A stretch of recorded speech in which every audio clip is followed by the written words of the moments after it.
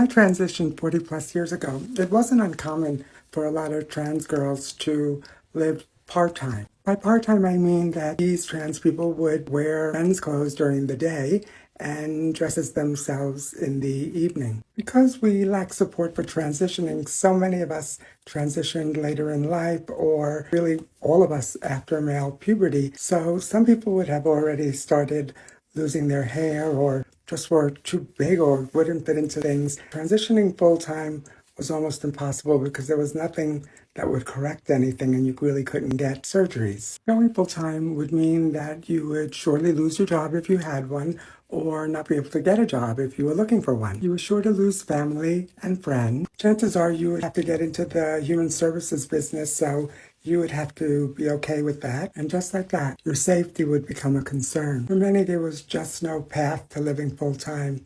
And for others, the amount of work and risk involved just wasn't worth it to them. I wasn't going to let anything stop me, though. It's hard to imagine what it was like then. Going full-time meant that you would become part of a very marginalized group of people that not only lived on the edges of society, but wasn't recognized by society, so pushed way, way out. Relegated to live among the other people that were pushed out of society, the outcasts, the homeless, the drug addicts. They knew that we were there, they just didn't want to see us. One of the first things I learned when I transitioned was to carry a hammer in my bag, a practice I continue even today. Even in light of the current situation, the trans community has so much more support than it did when I transitioned.